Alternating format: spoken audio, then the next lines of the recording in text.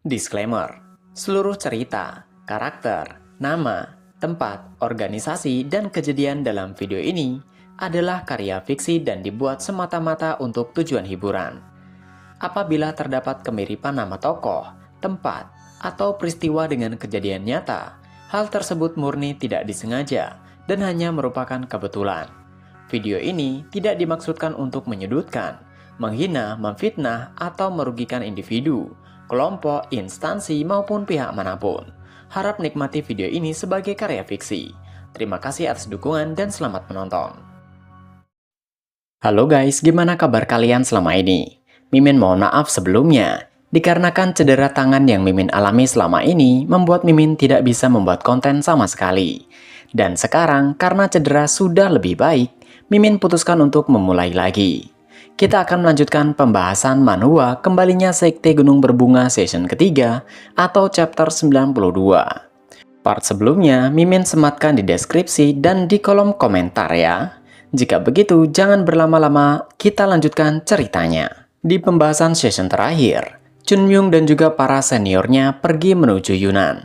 Di tengah perjalanan mereka dihadang oleh sekelompok perompak. Bukannya takut, Chunmyung malah terlihat begitu bahagia. Tentu saja itu membuat para seniornya bingung. Mengapa Chunmyung begitu? Jogul saat itu melepas barang bawaannya dari gendongannya menanyakan, apakah mereka akan mengurus para perompak? Namun, Chunmyung segera melepas barang bawaannya dan bergegas sembari mengatakan, tidak perlu seperti itu, mereka punya kuda yang sangat bagus. Ekspresi Jogul tentu terkejut dan juga bingung. Dia tidak tahu apa yang akan Chunmyung lakukan.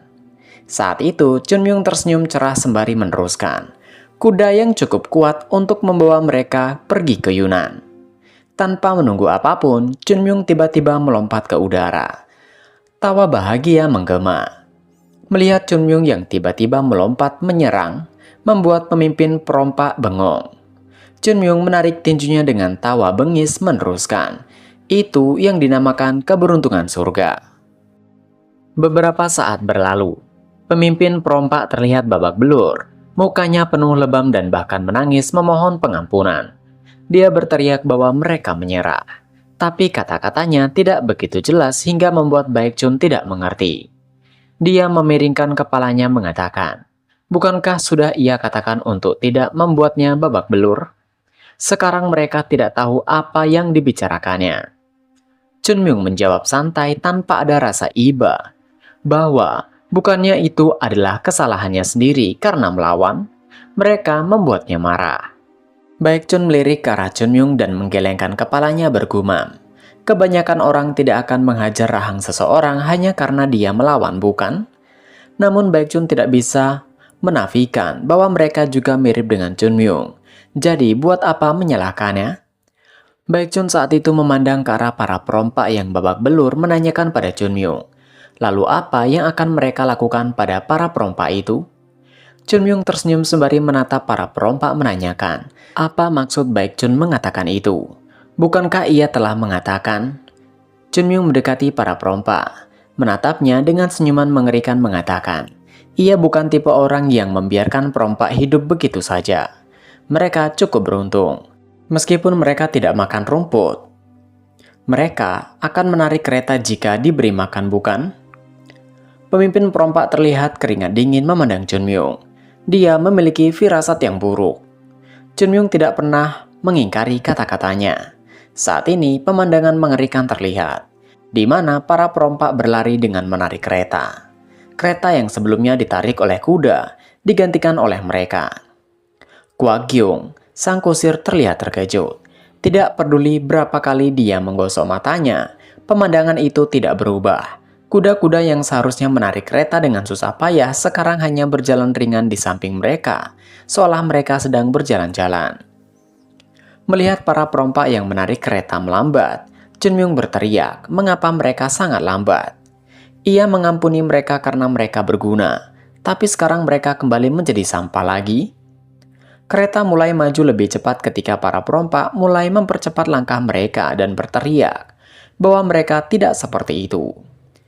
Sekarang, dengan kecepatan di mana orang-orang di sekitar harus berlari untuk mengikutinya. Para perompak malang itu menarik kereta dengan sekuat tenaga tanpa melawan dan meneteskan air mata. Di kursi kemudi, Kwak Gyung duduk bersebelahan dengan Chun Myung. Dia menoleh dan bertanya dengan ragu, apakah tidak masalah memasuki Yunan dengan cara seperti ini? Chun Myung menatap Kwak Gyung dengan wajah cerah. Saat kecepatan perjalanan meningkat, suasana hatinya juga membaik. Chun Myung menanyakan balik pada Kwak Gyung, apakah ada alasan mereka tidak bisa memasuki Yunan? Kwak Gyung meneruskan, bagaimanapun jika dilihat, bukankah sepertinya kelompok mereka tidak bisa memasuki Yunan? Memasuki Yunan dengan kereta yang ditarik oleh manusia, bukankah itu akan menarik banyak perhatian? Selain itu, masalah lainnya, jumlah kelompok mereka bertambah. Jika seseorang bertanya siapa para penarik kereta ini, apa yang harus mereka katakan? Dengan santai, Chun Myung mengatakan untuk jawab saja bahwa orang-orang itu adalah para perompak. Mendengar ucapan Chun Myung membuat Kwak Gyung tersentak danga. Chun Myung menjelaskan bahwa mereka menangkap perompak yang menyerang kereta mereka dan memperkerjakan para perompak. Siapa yang akan protes? Tidak perlu berbohong, bukan? Dengan terbata-bata, Kwak Gyung membenarkan. Dia ingin melanjutkan kata-katanya, tapi dipotong oleh Chun Myung yang mengatakan, soal jumlah yang bertambah, Yunan tidak akan menghitung para perompak yang mereka tangkap di sepanjang jalan sebagai bagian dari kelompok. Orang-orang Bispalis itu berakal. Ia yakin mereka akan mengerti.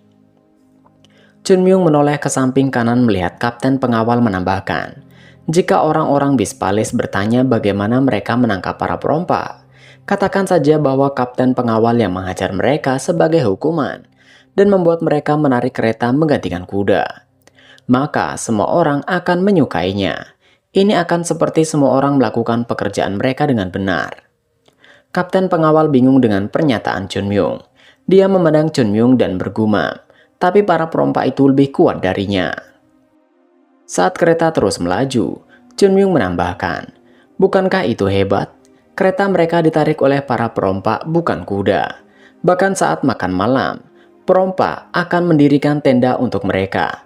Apapun yang mereka butuhkan, para perompak akan melakukannya. Itu lebih baik, bukan? Daripada harus mati, mereka pasti akan menerima itu.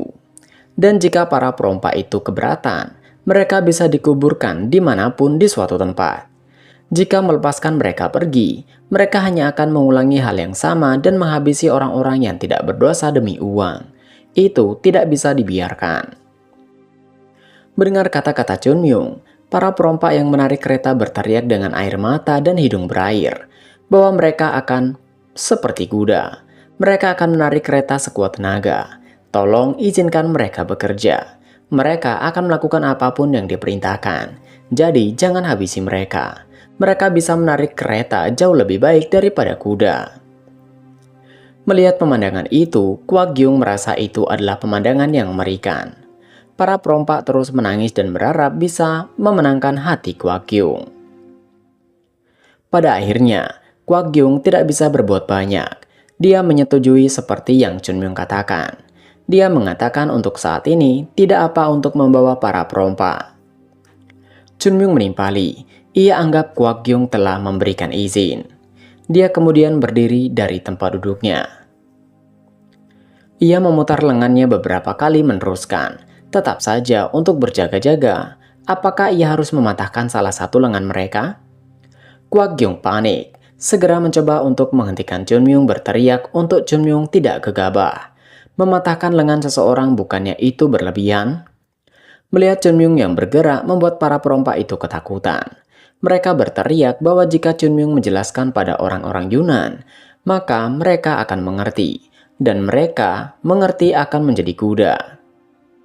Mereka akan bekerja lebih keras lagi. Chun Myung ternyata tidak menghentikan tindakannya. Dia tiba-tiba mengayunkan pedangnya menghantam salah satu perompak dengan keras hingga berbunyi. Chun Myung berteriak, jika mereka mengerti mengapa mereka menjadi perompak sejak awal. Alih-alih pedang bunga plum yang Chun Myung gunakan untuk memukul mereka, Chun Myung menggunakan pedang pemberian Tanggunak untuk memukul mereka. Tidak hanya pemimpin para perompak, semua dari mereka pun tidak luput dari pukulan pedang Chun Myung. Chun Myung berteriak, Jangan harap mereka akan mendapatkan perlakuan seperti manusia sampai mereka di Yunan. Itu adalah pemandangan yang menyedihkan untuk dilihat. Dan yang paling menyedihkan adalah yang tertabrak saat ini. Melihat kejadian itu, Yunjong dan Baekjun yang berjalan di samping hanya diam. Kemudian Yunjong mengatakan pada Baekjun bahwa jika dilihat, Chunmyung sungguh jadi lebih baik. Jika itu dulu, Chunmyung akan menyeret mereka terlebih dahulu dan membuat mereka menarik kereta setelahnya. Baekjun menunduk dan mengatakan dengan penyangkalan bahwa Chunmyung tidak seperti itu.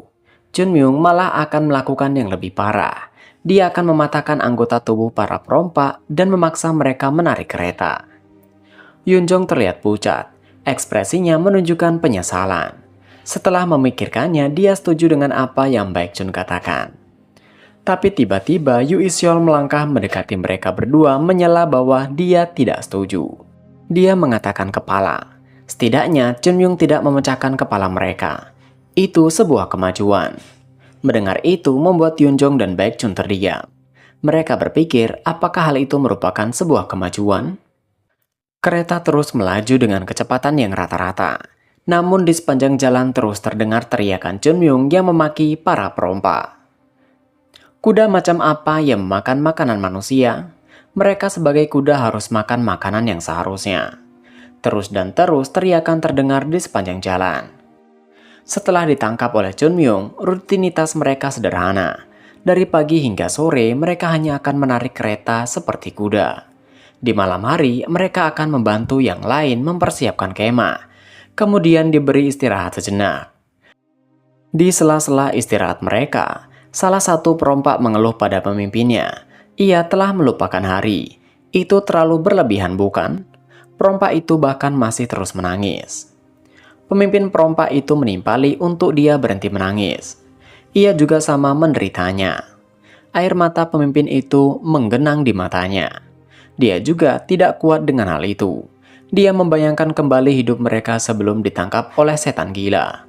Mereka adalah perompak yang paling ditakuti di perbatasan Sichuan. Namun Bang Yo, kepala perompak, menyadari bahwa dunia ini luas dan akhirnya mereka menerima karma. Dia berbicara lirih. Hasrat yang dulu membara, ikatan persaudaraan, dan mimpi mereka yang besar sekarang sirna. Dari semua orang yang mereka lawan, mereka malah memilih orang gila. Bang Yo mengingat wajah Chunmyung. Lamunan itu tiba-tiba berhenti saat sebuah suara sesuatu menabrak kereta terdengar. Itu mengejutkan mereka, yang tidak lain adalah Jogul, yang terlihat terlempar menabrak kereta. Juga terdengar suara Chunmyung yang mengeluh mengatakan, "Semakin kau berlatih, semakin kau bisa bertahan. Tapi mengapa tidak ada peningkatan terhadap ketahanan mereka?"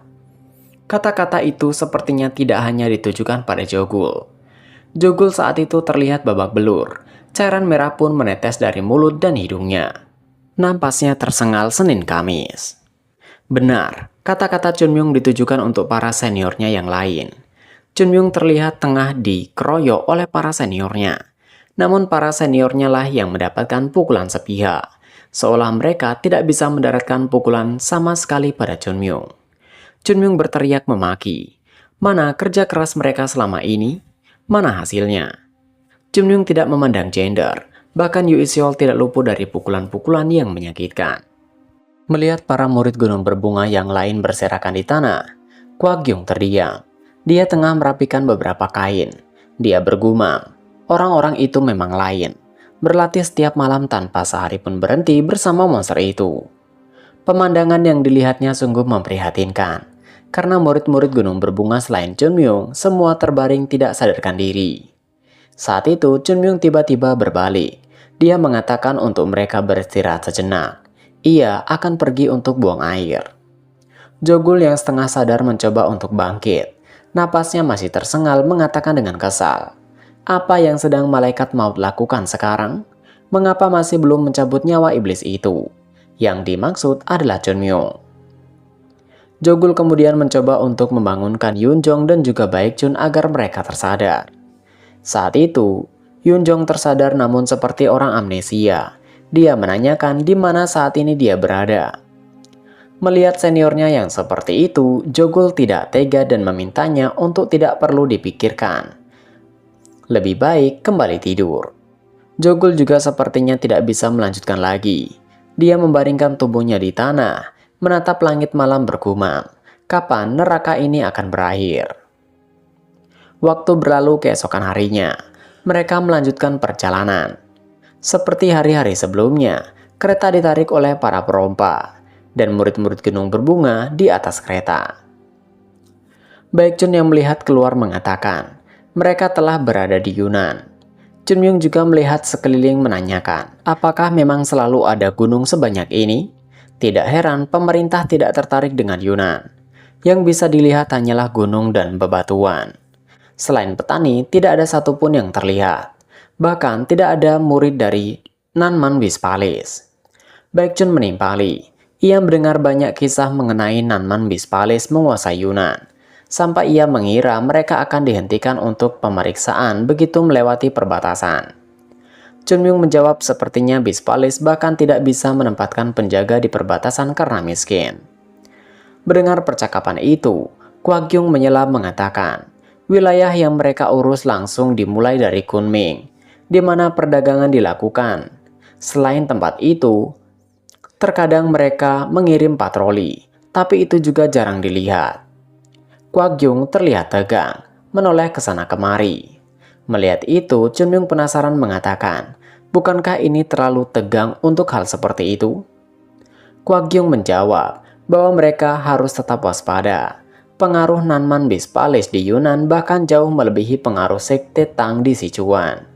Dengan kata lain, semua orang yang mereka temui bisa saja informan dari Wispalis. Bahkan mereka yang terlihat seperti petani. Fakta bahwa mereka telah memasuki Yunan kemungkinan besar telah dilaporkan pada Wispalis. Baekjun mengernyit melihat sekeliling mengatakan, melihat orang-orang sekeliling, nampaknya terlihat tidak baik menilai dari pakaian dan kondisi tubuh mereka. Jelas terlihat bahwa semua orang itu kelaparan. Memang benar apa yang dilihat Baekjun saat ini. Para petani terlihat begitu kurus, pakaian yang sudah tidak layak pakai. Saat itu, Kwaggyong menimpali. Itu pemandangan yang tidak mengherankan. Yunan tidak pernah dikenal sebagai daerah penghasil pangan tertinggi. Sederhananya, tidak banyak tanah yang bagus untuk digunakan sebagai lahan pertanian. Bisakah mereka lihat sawah bertingkat di lereng gunung? Kwaggyong menunjuk ke hamparan lereng gunung. Dia meneruskan, karena lahan subur yang tersedia di sana sangat sedikit. Seperti itulah cara orang-orang Yunan bertani. Selain itu, kekeringan baru-baru ini juga memperparah keadaan. Sebelumnya, uang dari perdagangan teh mengalir ke Yunan dan orang-orang bisa bertahan hidup. Tapi sekarang, perdagangan teh juga dilarang. Jika panennya gagal, bisa dikatakan bahwa semua orang di sana akan mati kelaparan. Baekjun mengerti, namun dia penasaran menanyakan, tapi bukankah Yunan masih berdagang dengan wilayah barat? Kwaggyong meneruskan, bahwa sebenarnya orang barat tidak begitu menyukai teh dibandingkan dengan dataran tengah. Tidak ada yang lebih menyukai teh daripada orang mereka. Apalagi teh yang disukai orang barat berbeda jenisnya dengan teh dari Yunan. Baekjun akhirnya mengerti. Dia mengatakan, itu sebabnya kondisi di sana bisa sedemikian rupa. Sehingga diputusnya jalur perdagangan dengan dataran tengah pada akhirnya merugikan Yunan. Kwaggyong menjelaskan, itu benar. Sepertinya Sichuan juga di situasi serupa. Yang jadi pembeda adalah mereka tidak mengandalkan teh untuk bertahan hidup. Jadi setidaknya Sichuan takkan dilanda bencana kelaparan. Kwaggyong mengalihkan pembicaraan mengatakan bahwa seharusnya mereka sebentar lagi mencapai Kunming. Jika perjalanan mereka lancar, misi mereka akan berakhir dengan baik. Baekjun menyampaikan rasa terima kasihnya pada Kwaggyong karena telah membantunya sejauh ini. Namun Kwaggyong meminta untuk Baekjun menyimpan rasa terima kasihnya setelah perjalanan mereka selesai. Setelah perjalanan yang begitu panjang dan melelahkan bagi para murid Gunung Berbunga dan bagi para perompa, pada akhirnya mereka sampai di suatu gerbang kota, dan kereta mereka pada akhirnya berhenti. Mereka telah sampai di gerbang Kunming. Gerbang yang hanya terbuat dari kayu dan sangat sederhana. Chunmyung terkejut menanyakan, Itu tidak terlihat seperti gerbang kota, lebih seperti pintu masuk ke desa kecil. Kwak Gyung yang mencoba untuk bersiap menimpali. Di Yunan, konsep tembok kota tinggi seperti yang ada di dataran tengah tidak ada. Tanah di sana tidak menghasilkan cukup makanan untuk menopang populasi besar yang terkonsentrasi. Chunmyung yang berjalan mendekati gerbang akhirnya mengerti. Chunmyung saat itu menangkupkan tinjunya pada Kwak Gyung dan mengucapkan rasa terima kasihnya. Mereka bisa selamat berkat bantuannya. Kwak Gyung juga melakukan hal yang sama menjawab, itu bukan apa-apa, dia merasa bersyukur dapat membantu.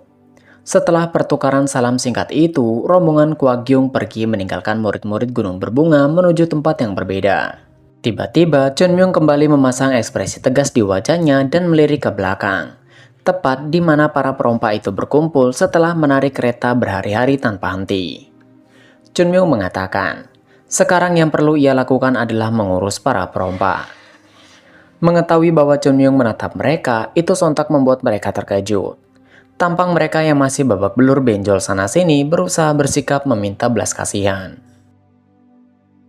Pemimpin perompak, Bang Yo, memasang ekspresi wajah yang tak berdosa, semenyedihkan mungkin, berharap mereka mendapatkan ampunan dari Chunmyung.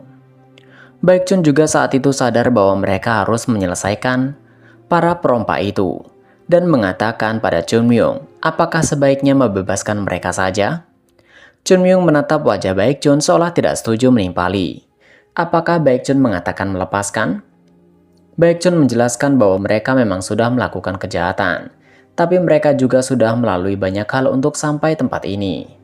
Dari kelihatannya juga, mereka sudah merenungkan tindakan salah mereka. Menurutnya, membiarkan mereka pergi bukan ide yang buruk. Chunmyung dengan senyum mengatakan, apakah ia harus menunjukkan seperti belas kasihan? Mendengar itu membuat Bang Yo mengangguk beberapa kali sembari memohon. Chunmyung lalu memuji, namun bernada sarkas bahwa Baekchun sungguh keren. Itulah hal yang ia sukai dari Baekchun. Baekchun merasa aneh dan meminta untuk Chunmyung menghentikan berbicara yang tidak-tidak. Chunmyung meletakkan kedua tangannya di pinggang mengatakan, apakah ia harus membebaskan? Para perompak serempak bersujud berkali-kali untuk berterima kasih. Mereka merasa bahwa Chunmyung akhirnya membebaskan mereka. Mereka berjanji akan menjadi orang baik mulai saat ini. Namun sebelum kata-kata mereka selesai, tiba-tiba tangan Chunmyung melesat secepat kilat menuju perut mereka. Cahaya biru lembut membalutnya dan menghantam mereka satu persatu. Itu mengejutkan mereka sehingga mereka bahkan tidak bisa bereaksi apapun dan hanya pasrah menerima. Chunmyung mengusap kedua tangannya mengatakan, ia akan membebaskan mereka. Lakukan saja sesuka hati mereka. Mau diam di sana atau kabur menjalani hidup sebagai orang jujur. Ia tidak peduli, tapi mereka harus pahami. Jika pembatasan yang ia pasang pada dantian mereka hanya bisa dibatalkan saat ia kembali. Chunmyung berbalik menuju gerbang meneruskan. Jika ternyata tidak bisa, berarti mereka tidak akan pernah bisa menggunakan seni bela diri lagi. Melihat tindakan Chunmyung membuat Baekchun menatapnya dengan tidak senang. Chunmyung menyadarinya menanyakan, mengapa Baekchun menatapnya seperti itu? Jika ia melepaskan mereka, lalu siapa yang akan menarik kereta ketika mereka pulang? Para perompak itu jauh lebih baik daripada kuda ketika menarik kereta. Baekchun tidak bisa berkata-kata lagi jika berdebat dengan Chunmyung. Jadi dia hanya menghela napas dan mulai berbicara pada para juniornya yang lain, bahwa mereka harus mengingat, mereka di sana akan berpura-pura bukan dari sekte Gunung Berbunga. Mereka adalah pedagang dari Peace Merchant yang datang untuk membeli Purple Grass. Chunmyung dengan santai menjawab tentu saja. Namun siapa yang tahu apakah kata-kata Chunmyung dapat dipercaya atau tidak. Baekchun meneruskan, itu artinya mereka tidak ada yang boleh melakukan apapun yang dapat mengungkap identitas mereka sebagai murid Gunung Berbunga. Chunmyung mencoba untuk ikut memperingatkan Yunjong dan yang lainnya. Namun dia tidak sadar bahwa masalah terbesarnya adalah dirinya sendiri. Baekchun menambahkan, jadi apapun yang terjadi, pikirkanlah dua kali sebelum mereka bertindak. Chunmyung tiba-tiba mengajukan pertanyaan yang jawabannya menyakitkan baginya. Menurutnya, siapa yang paling harus berhati-hati di situasi saat ini? Sebelum Chunmyung menyelesaikan kata-katanya, Baekjun meliriknya mengatakan, "Bukankah sudah jelas bahwa itu Chunmyung sendiri? Bukan orang lain, tapi Chunmyung." Yang pada akhirnya hal itu membuat keduanya berdebat. Chunmyung tidak terima mengapa itu dirinya. Namun Baekjun tidak mau kalah karena selama ini yang selalu membuat masalah adalah Chunmyung. Tidak ada yang lain. Chunmyung masih mengelak. Dia meneruskan, "Jika seperti itu, sebutkan masalah apa yang telah ia buat selama ini." Dia kemudian menoleh ke arah Yoon Jong. Jo-gul dan Yoo Seol menanyakan, apakah ia benar-benar terlihat seperti orang yang mau membuat masalah di tempat berbahaya seperti ini? Dengan serempak mereka bertiga menjawab iya. Itu membuat Chunmyung putus asa, tidak bisa lagi mengelak. Setelah berdebat, akhirnya Baekjun mengajak mereka untuk segera memasuki kota. Baekjun mendorong pintu gerbang yang terbuat dari kayu. Namun, ketika melihat apa yang ada di balik pintu itu, matanya terbelalak terkejut. Bahkan yang lain juga sama. Mereka bertanya-tanya, mengapa situasinya menjadi seperti ini? Karena yang mereka lihat adalah sebuah pemukiman yang kumuh, terbengkalai dan seolah nampak tidak berpenghuni. Itu terlihat seperti desa mati yang telah ditinggalkan oleh pemilik mereka. Dan chapter pun berakhir. Nah, itu tadi adalah pembahasan manhwa Kembalinya Sekte Gunung Berbunga part ke-92. Terima kasih telah menonton video ini dan sampai jumpa di video selanjutnya.